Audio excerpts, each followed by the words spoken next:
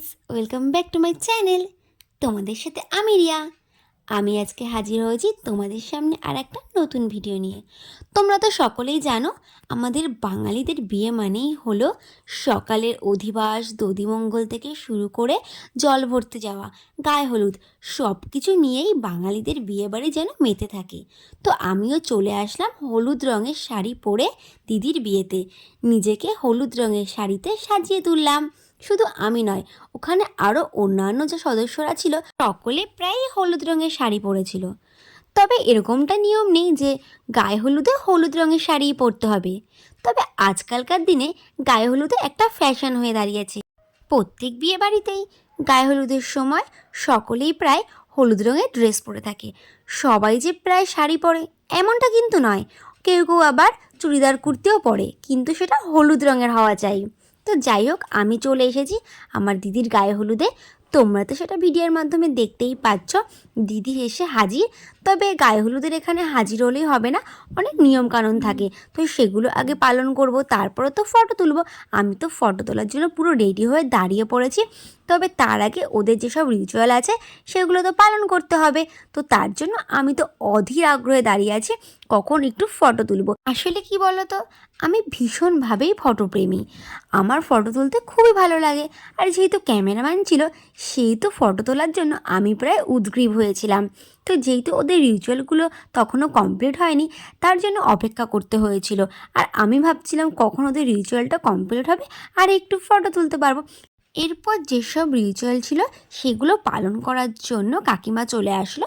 কাকিমা মানে দিদির মা, মানে আমার দিদির মা এখানে হাজির হয়ে গেছে শুধু এই নিয়মগুলো পালন করার জন্য। তো আমরা সবাই দাঁড়িয়ে দাঁড়িয়ে নিয়মগুলো দেখছিলাম যে এখানে কী কী নিয়ম আছে। এখানে নাপিত কাকাও এসেছিলো, এখানে ওদের নাপিত কাকার কি একটা নিয়ম ছিল সেটা পালন করার জন্য। জানো তো, কোনো বিয়ে বাড়ির যদি নিমন্ত্রণ পড়ে তাহলে আমি কখনো ঠিক টাইমে আসতে পারি না।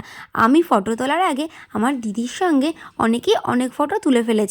তখন দিদি একটু ফাঁকা ছিল, কিন্তু আমি যেহেতু লেট করে এসেছি তার জন্য আমি একটাও ফটো তুলতে পারিনি। কেননা তখন তো দিদির গায়ে হলুদ হবে, আর তখন দিদিকে নিয়ে সবাই ব্যস্ত আছে। আর ক্যামেরাম্যান দিদির ফটো আগে না তুলে আমাদের ফটো কখনোই তুলবে না, কেননা বিয়েবাড়িতে বিয়ের কনের ফটোটাই আগে তোলা স্বাভাবিক। তবে দিদি আমাকে বলেছিল অনেক আগে আগেই আসতে, তাহলে ফটোটা তুলতে পারতাম। তো আমার আস্তে আস্তে অনেক লেট হয়ে গেছে, আমি প্রায় 1:30টার দিকে এখানে এসেছি। আর দিদির গায়ে হলুদটাও লেট করে হয়েছে বলে আমি গায়ে হলুদ পর্বটা দেখতে পেয়েছি, না হলে হয়তো এসে দেখতাম গায়ে হলুদটাও হয়ে গেছে। আমি যেখানেই যাব সেখানে আমি কখনোই টাইমলি পৌঁছতে পারি না, আমার ভীষণভাবে লেট হয়। আমি যদি কোথাও বলি যে আমি 10টায় যাব, সেটা আমার 1টায় হয়ে যাবে। মানে আমি এতটাই লেটু। আমি ভীষণ ল্যাদ খেতে ভালোবাসি। আর যদি সেটা আমার ছুটির দিন হয় তাহলে তো আর কোনো কথাই নেই, আমি পড়ে পড়ে শুধু ল্যাদ খেতে থাকি। তো এইভাবেই আমার ছুটির দিন ছিল, যেহেতু আমার বিয়েবাড়ির নেমন্তন্ন বলে আমি কাজ ছুটি নিয়েছিলাম দিদির বিয়েতে যাব বলে। তো আমি সকালবেলা বসে বসে এতটাই ল্যাদ খেলাম যে আমার গুছিয়ে যেতে যেতে অনেকটাই লেট হয়ে গেল। তবে শুধু এটা আমার একার দোষ নয়, আমার বাড়িতে যেসব অন্যান্য সদস্যদের নেমন্তন্ন ছিল তাদেরও গোছাতে একটু লেট হয়েছিল। ওদের জন্য আমার একটু লেট হয়েছিল, কিন্তু বেশি লেটটা আমার নিজের কারণেই হয়েছে। কেননা প্রথমেই তো তোমাদের বলে দিলাম যে আমি লেটও আছি, তার জন্য আমার লেট হয়েছে। তবে যাই হোক, একটার সময় তো দিদি বাড়ি পৌঁছে গেলাম, গিয়ে দেখলাম গায়ে হলুদটা এখনও হয়নি। ছেলে বাড়ির থেকে হলুদ আসতে আসতে একটু লেট হয়েছিল, তার জন্য আমি গায়ে হলুদে যোগদান করতে পারলাম। না হলে যে কি হতো, আমার হলুদ শাড়ি পরে সেজেগুজে যাওয়াটাই বৃথা হতো। এরপর দিদির সামনে চলে গেলাম। দেখো, আমাদের পুরো হাত জুড়ে হলুদ মাখিয়ে দিল ক্যামেরাম্যান দাদাটা। তো ক্যামেরাম্যান দাদা বললো যে তোমরা সবাই হাতে একটু ভালো করে হলুদ মেখে নাও, তোমাদের একটা ফটো তুলবো। এইভাবে একটা ফটোশ্যুট করবে, তার জন্য আমরা বেশি করে সবাই হাতে খুব সুন্দর করে হলুদটা মেখে নিয়েছি। দেখো, এইভাবে ফটোটা তুলেছি, ফটোটা খুবই সুন্দর হয়েছে, আমার তো ভালোই পছন্দ হয়েছে। আর দিদিকে বলছিল উপর দিকে তাকাতে, আর আমাদের শুধু হাতটা নেবে, আমাদের মুখ নেবে না। আমি তো বুঝতেই পারছিলাম না যে হাত তুলছে না মুখ তুলছে, আমি তো পুরো মুখটা পচি দিয়ে দাঁড়িয়েছিলাম। তারপরে পাশ থেকে আমার বোন বলল, ধুর, তুই কেন পচি দিয়ে দাঁড়িয়ে আছিস, দাদা তো হাত তুলছে, দাদা তো তোদের মুখ তুলছে না, শুধু হাতটার দিকে কনসেন্ট্রেট কর। তারপরে আমি বুঝতে পারলাম যে ক্যামেরাম্যান দাদা আমাদের হাত নিয়ে আর দিদির মুখটা নিয়ে এইভাবে ফটোটা তুলছে। আমি তো প্রথমে বুঝতেই পারিনি, যাই হোক এরপরে বুঝে গেলাম। তারপরে হাতটা এক জায়গায় করে সবাই দেখো ফটোটা তুললাম। ফটোটা তো তোমাদের বললাম মোটামুটি ভালোই এসছে, আমাদের সবারই পছন্দ হয়েছে। আমার হাতের হলুদ তো প্রায় আমার শাড়িতে লেগেই গিয়েছিল। আমি হাতে এত বেশি করে হলুদ মেখেছিলাম তোমাদের কি বলবো। আমি প্রথমে না অল্প একটু হলুদ নিয়ে হাতে মেখে নিয়েছিলাম, তারপরে ক্যামেরাম্যান দাদা আমাকে বলল এরকম অল্প হলুদ হাতে মাখলে হবে না, বেশি করে মাখতে হবে। তোমরা যদি অল্প অল্প করে হাতটা হলুদ করো তাহলে ক্যামেরায় ভালো আসবে না, তোমরা আরও বেশি করে হলুদ নিয়ে হাতে ভালো করে ডলে নাও, তাহলে তোমাদের ফটোটা ভালো আসবে। তার জন্য আমরা বেশি করেই নিয়েছিলাম। এরপরে দেখো আমার একটা দিদির সঙ্গে ফটো তোলার খুব ইচ্ছে হলো, তার জন্য আমার হাতটা আমি দিদির গালে দিলাম, গালে দিয়ে ফটোটা তুলে নিলাম। এরকম বুঝে ফটোটা না আমার তুলতে ভীষণ ভালো লাগে। এই ফটোটা আমি আমার ফেসবুক পেজেও পোস্ট করেছি, কারণ এই ফটোটা আমার ভালো লেগেছিল। তো আমার মতো করে আবার অনেকে ফটো তুলেছিল, আমি যেইভাবে পোজে তুলেছি অনেকে আবার সেই পোজটা কপি করেছিল। অর্থাৎ দিদির তো প্রায় নাজেহাল অবস্থা, কেননা দিদি তখন থেকে বসেই আছে, এর সঙ্গে ফটো তুলতে হচ্ছে, ওর সঙ্গে ফটো তুলতে হচ্ছে। মাঝখান দিয়ে দিদির স্নানটাই হচ্ছে না, গায়ে হলুদ তো প্রায় শেষ হয়ে গেছে, ছেলের গায়ে হলুদ তো দিদির গায়ে লেগেই গেছে, এবার দিদির গায়ে জল ঢালার পালা। তো তখন ক্যামেরাম্যান দাদা বলল যে যখন জলটা ঢালবে তখনও আমি একটা ফটো তুলবো, তখনও একটা ফটোশ্যুট করবে। দিদি তো ফটোশ্যুট করতে করতে প্রায় পাগল হয়ে গেল। শুধু আমার দিদি বলে নয়, বিয়ের দিন যে কোনেরই বিয়ে থাকুক না কেন তাকে ফটোশ্যুট করতে একটু এক্সট্রা টাইমই দিতে হয়, না হলে কিছুতেই হয় না। কেননা ফটোশ্যুট করতে হলে ক্যামেরাম্যান দাদাকে তো সময় দিতেই হবে, তো তার জন্য দিদিকেও বসে থাকতে হয়েছিল। তবে আমি এইসব দেখে বুঝে গেলাম যে বিয়ের দিন কনের একটু এক্সট্রা এনার্জির প্রয়োজন। কনেকে তো ধৈর্য নিয়ে থাকতেই হবে, আর সেদিন কনেকে এনার্জি ড্রিঙ্ক খাওয়ালেই বোধহয় ভালো হয়, নাহলে এত এনার্জি লেভেল সত্যি না থাকলে সম্ভবই হতো না। কেননা সবার সঙ্গে ফটো তোলা, তারপরে ক্যামেরাম্যানের এই পোজ ওই পোজ, ক্যামেরাম্যান একবার এটা দেখাচ্ছে ওটা দেখাচ্ছে, পুরোটাই তো ধৈর্য নিয়ে করতে হচ্ছে। আর তোমরা একবার ভাবো, যাদের বিয়ে ভরা শীতে হয় তাদের কতটা কষ্ট হয়, তাদের তো পুরো ঠান্ডার মধ্যে বসে থাকতে হয়, তাদের এই গায়ে হলুদের পর্বের সময় আরও বেশি কষ্ট হয়, কেননা শীতের মধ্যে তাদের এইভাবে বসে থাকতে হয়। আর শীতকালে বিয়ে বেশি হয়, আমি দেখেছি যখন শীতকাল পড়ে তখন যেন বিয়ের একদম লাইন লেগে যায়, কিন্তু শীতকালে বিশেষ করে যখন খুব ঠান্ডা থাকে তখন যে বিয়ের ডেটগুলো পড়ে তখন গায়ে হলুদের সময় কনের তো ভীষণই কষ্ট হয়। কেননা এই যে ফটোশ্যুটগুলো করতে হচ্ছে এর জন্য তো কনেকে বসে থাকতে হচ্ছে, আর প্রায় অর্ধেক ভিজেও গেছে, অর্ধেক ঘটি জল ঢালছে একটা ফটো তুলছে, আবার অর্ধেক ঘটি জল ঢালছে আবার ফটো তুলছে। তো শীতকালে বিয়ে হলে তো তখন খুবই কষ্ট হয়, যদি গরমে হয় তাহলে এতটাও কষ্ট হয় না, শীতে হলে তো কথাই নেই, ভীষণ ভীষণ কষ্ট হয়। তাই আমি ভাবছিলাম যে শীতকালে বিয়ে করব না, আর যদি শীতকালে করিও তাহলে আমি খুব শীতে বিয়ে করব না, তাহলে তো এই রিচুয়ালগুলো করতে তো খুবই কষ্ট হবে, কেননা খুব ঠান্ডা হলে ভীষণই কষ্ট। আর যদি একদম হালকা ঠান্ডাতে করা যায় তাহলে বেশি কষ্ট হয় না। যেমন ধরো ফাল্গুন মাসের দিক খুব একটা ঠান্ডা থাকে না, তখন প্রায় হালকা ঠান্ডা থাকে। ফাল্গুন মাসে বিয়ের ডেট ফেলে সবচাইতে ভালো হয়। বাংলার ফাল্গুন মানে ইংরাজির মার্চ মাস পড়ে যায়, ইংরাজির মার্চ মাসে হলে তাহলে এতটা ঠান্ডাও লাগে না, আর কনেরও এত কষ্ট হয় না, আর যারা নিমন্ত্রিত হয়ে আসে তাদেরও কষ্ট হবে না। আর তাছাড়া যারা নিমন্ত্রিত হয়ে আসে তারা যতই ঠান্ডা পড়ুক না কেন, কেউই বিয়েবাড়িতে এখনও সোয়েটার পরে আসে না, ঠান্ডার জিনিস কেউই গায়ে দেয় না, তো সেটা নিয়ে কোনো কথা নয়। তবে কনের তো কষ্ট হয় এটাই স্বাভাবিক, কেননা তাদের সকালবেলা যখন স্নান করানো হয় তখন যে ফটো তোলা হয় ফটোতে অনেকক্ষণ টাইম লাগে। দেখো এখানে ক্যামেরাম্যান দাদা ওদেরকে দেখিয়ে দিচ্ছে কীভাবে ফটো তুলতে হবে। ওরা দেখো ঘটিটা হাতে নিয়ে এরকম হাতে জল ঢেলে ওর ফটো তুলবে, তখন থেকে ওর গায়ে অর্ধেক জল ঢেলে দিয়েছে, আবার অর্ধেক জল ঢেলে ফটো তুলছে। এই রিচুয়ালগুলো তো ওকে করতে হচ্ছে, আর তার সাথে সাথে এইভাবে ফটোও তুলতে হচ্ছে। তো তাহলে ভাবো যাদের বিয়ে খুব ঠান্ডাতে হয় তাদের এই শ্যুটগুলো নিতে কতটা কষ্ট হয়, তাদের তো এই শ্যুটগুলো করতে যথেষ্ট কষ্ট হয়, তাই না? এভাবে দেখতে দেখতে কখন যে সময় পেরিয়ে গেল তোমাদের কি বলবো। আমি তো তোমাদের প্রথমেই বললাম, ভিডিওর শুরুতেই বলেছি যে আমার দিদি বাড়ি ঢুকতে ঢুকতে প্রায় 1টে বেজে গিয়েছিল, কিন্তু এই নিয়মকানুনগুলো সব করতে করতে কখন যে 3টে বেজে গেল সেটা টেরই পেলাম না। আমার তো ভীষণভাবে খিদে পেয়ে যাচ্ছিলো, কেন প্রায় বেলা গড়িয়ে গেছে, কিন্তু খিদে পেলে কী হবে, এখানে তো পুরো কমপ্লিট না হলে যেতেও পারছি না, যেহেতু বিয়েবাড়িতে গিয়েছি আনন্দ করতে, শুধু খেলেই কি হবে, তার সঙ্গে এইসব আনন্দগুলোও তো করতে হবে। তার জন্য আমি ভাবলাম যে পুরোপুরি এখানের কাজটা কমপ্লিট করে তারপরে খাওয়া দাওয়ার দিকে যাব, আগে খাওয়া দাওয়ার দিকে গেলে হবে না। তো 3টেও বেজে গিয়েছিলো, তার জন্য খিদে পাচ্ছিলো। এরপরে ক্যামেরাম্যান দাদা আমাদের বলল তোমরাও দাঁড়িয়ে পড়ো, তোমাদের সঙ্গে একটা ফটো তুলবো। তারপরে দাদা আমাদের দেখিয়ে দিল যে তোমরা এই পোজে দাঁড়াবে, এইভাবে একটা ফটো নেব। তারপরে আমি, আমার বোন, আমার বড়দি, আর দেখো এটা হচ্ছে মিমিদি, কলসিটা না ভীষণ ভার ছিল, আমি তো ধরতেই পারছিলাম না। আমি একটু আলগা করে চুইয়ে রেখেছি, আমার দিদি প্রায় কলসিটা জাগিয়ে তুলেছিল। ওই কলসিটা আমার পক্ষে নেওয়া সম্ভব না, আমার যে রোগা পাটকা চেহারা, এতে আমি কলসি তুলবো বাবা, ভাবতেই অবাক লাগছে। তো ফটো তোলার জন্য একটু কষ্ট করে কলসিটাকে তুলে নিলাম। আর আমি আমার দিদিকে বললাম, শোন আমি একটু ধরবো জাস্ট, আর তুই পুরো ভারটা নিবি, কেননা আমার সম্ভব নয় এই কলসিটা তোলা, কেননা এটা ভীষণই ভার। আর দেখো আমার দিদি কি সুন্দর নিজেই এক হাত থেকে তুলে নিল। আর সবাই হলুদ শাড়ি পরেছে, শুধু আমার দিদিই পরেনি, আমার দিদি ব্লু কালারের শাড়ি পরে এসছে।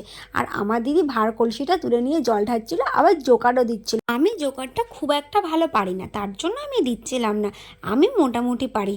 তো আমি যদি তখন ওখানে জোকার দিই তাহলে যদি ভয়ে সব লোক পালিয়ে যায়, তার জন্য আর ট্রাই করলাম না। যেটুকুনি পারি সেটুকুনি আমার নিজের কাছেই রেখে দিলাম।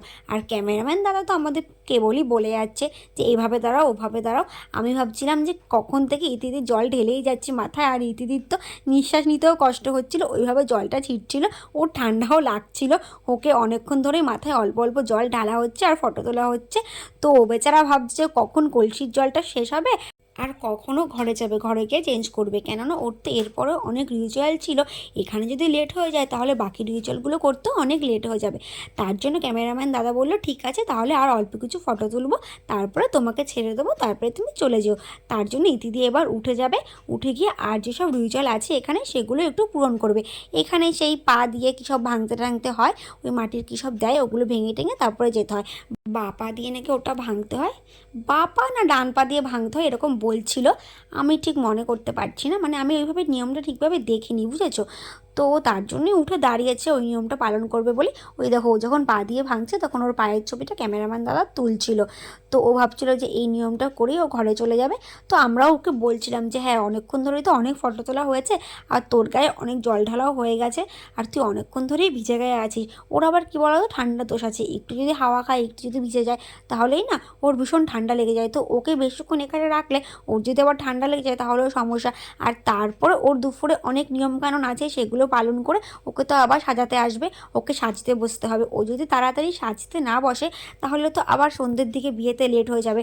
আর ওর বিয়ের লগ্ন ছিল প্রায় সন্ধ্যের দিকেই, তো যেহেতু গোধূলি লগ্নে বিয়ে ছিল তার জন্য ওকে বেশিক্ষণ আটকে রাখা যায় না। তো আমরাও তার জন্য ওকে বলছিলাম ঠিক আছে তুই চলে যা, আমরা আর এখানে গায়ে হলুদের ফটো তুলবো না, মোটামুটি যা তুলেছি অনেকটাই তুলেছি। আর আমি আমার ফোনটা ভিডিও করার জন্য আমার বোনের মেয়ের কাছে দিয়েছিলাম। তোমরা তো রিমিকে সবাই চেনো, রিমি কতটা ছোটো, রিমির তো এই বয়স মাত্র 6-7 বছর, তো ও কতটাই বা ভালো ভিডিও করতে পারবে। ও তাও ভিডিওটা আমাকে করে দিয়েছি এই অনেক। তো প্রথম দিকে যখন ভিডিওটা করেছে অর্ধেক মাথা কেটে গেছে, তো অর্ধেক পা কেটে গেছে, ও ঠিকভাবে ভিডিওটা করতে পারেনি। তো আমি ক্যামেরাটা কাকে দিয়ে ধরাবো কাউকেই খুঁজে পাচ্ছিলাম না, তার জন্য আমি ওর হাতেই দিলাম। তো ওকে আমি বললাম যে তুই যতটুকুনি পারিস ততটুকুনি ভিডিও কর। তো যাই হোক, এরপরে আমি চলে গেলাম খাওয়ার জায়গায়। তোমাদের তো বললাম যে প্রায় 3টে বেজে গিয়েছিল, আর আমারও খুব খিদে পেয়ে গিয়েছিল, আমার নয় সবারই খিদে পেয়েছিল। তার জন্য আমি খাওয়ার জায়গায় হাজির খাবার খেতে খেতে তোমরা ভিডিওর মাধ্যমে দেখতেই পাচ্ছ। আর দেখো আমার হাতের হলুদগুলো এখনও ওঠেনি, আমার হাতটা পুরো হলুদ হয়ে আছে। আর তোমাদের তো বললাম যে আমার শাড়িতে হলুদ কাদা জল সব লেগে গেছে, ওই যে কলসির জলটা ইতিদির মাথায় ঢেলেছিলাম না, ওই জলটা পুরো নিচে গড়িয়ে আমার শাড়ি পুরো কাদা কাদা, সে কী অবস্থা। সে যাই হোক, ওটা নিয়ে ভাবনা নেই, শাড়িতে কাদা লেগেছে ওটা ধুয়ে নিলেই পরিষ্কার হয়ে যাবে। কিন্তু যেই তো আমার খিদে পেয়েছে তাই খাওয়ার জায়গায় হাজির হয়ে গেলাম, এবার খেতে বসার পালা। এসে দেখি ওখানে এক ব্যাচ খেতে বসে গেছে। তো ওই ব্যাচটা না উঠলে আর খেতে বসতেও পারবো না, তার জন্য একটু অপেক্ষা করছিলাম যে এই ব্যাচটা উঠে যাক তারপরে খেতে বসবো। আর এদিকে আমার জামাইবাবুরা খাবার সার্ভ করছিল, আমার জামাইবাবু, আমার ভাই, তারপরে আরও অন্যান্য দাদারা ছিল, সবাই মিলে একসাথে খাবার সার্ভ করছিল। তো আমাদেরকে বললো ঠিক আছে তোরা এই ব্যাচটা উঠলেই বসে পড়বি খেতে। আমিও বললাম হ্যাঁ আমার খিদে পেয়েছে, এরা উঠলেই আমি বসে পড়বো। আর আমি যখন ভিডিও করি তখন আমার বোন কোনো না কোনোভাবে ক্যামেরায় চলেই আসে, দেখো আমার সামনে হাজির হয়ে গেছে। তো আমি দেখলাম ব্যাচটা উঠতে দেরি আছে, তাই আমি একটু গেলাম বাইরে। আর তখনই গুড্ডু আমার জন্য ড্রাগন ফল নিয়ে আসলো। দেখো ড্রাগন ফলের কালারটা কি সুন্দর, তাই না? কিন্তু ড্রাগন ফলের টেস্টটা না আমার একদমই ভালো লাগে না। অনেকে নাকি ড্রাগন খুব প্রিয়, কিন্তু কিন্তু আমার ড্রাগন ফলের টেস্টটা না একদমই বিচ্ছিরি লাগে। আমার ড্রাগন ফলটা খেতে একদমই ভালো লাগে না।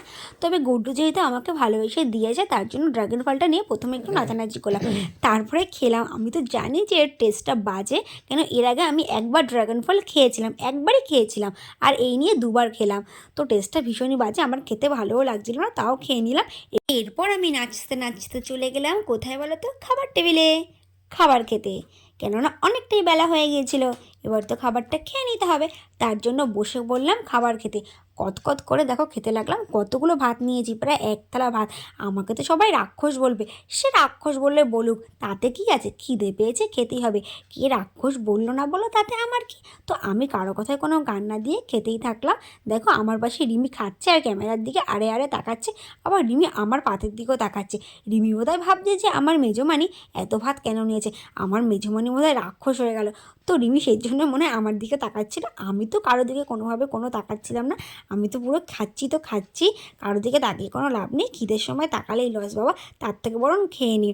আমার বোন তো খেতে বসলে কোনো কিছুই খাবে না, অল্প অল্প জিনিস নেবে। দেখো কি অল্প অল্প নিয়েছে, ও সবসময় বিয়েবাড়ি গেলেই ও অল্প অল্প খাবার নেবে, আর তার ভেতর থেকে আবার আমাকে দেওয়ার চেষ্টা করবে। আমি যত বলি যে আমার পাতে না কখনো দিবি না, তোর যদি ভালো না লাগে সেটা তুই ফেলে দে, কিন্তু তুই আমাকে দিস কেন, আমি যতটুকুনি খেতে পারবো ততটুকুনি আমি নিয়েছি, আর তুই যতটুকুনি খেতে পারবি ততটুকুনি নে। অল্পই নেবে, সে অল্পর ভেতর থেকেও আবার আমার পাতে দেবে, মানে ওটা ওর অভ্যেস বলতে পারো। তার জন্য এবার খেতে বসে ওকে বলেছি, দেখ তুই যেটুকুনি খেতে পারবি সেটুকুনি নিবি, আমার পাতে কিন্তু কিছুই দিবি না। তো এবার ওর পাশে আমি বসিও নি, যদিও ওর পাশে বসেছে আমার দিদির মেয়ে। আমার দিদির মেয়ে যতটুকুনি খেতে পারে ততটুকুনিই নেয়, ওকে নিয়ে কোনো চাপ নেই। আর জানো তো প্রতিটি রান্নাই খুব ভালো হয়েছিল। আমি ওদের বলছিলাম একটু তাড়াতাড়ি খাওয়া দাওয়াটা শেষ কর, এরপরে তো বিকেলের জন্য রেডি হতে হবে। আমি তো দিদির গায়ে হলুদের পুরো ভিডিওটা তোমাদের সঙ্গে শেয়ার করলাম। টাটা বাই বাই, তোমাদের সঙ্গে দেখা হবে আবার নেক্সট ভিডিওতে।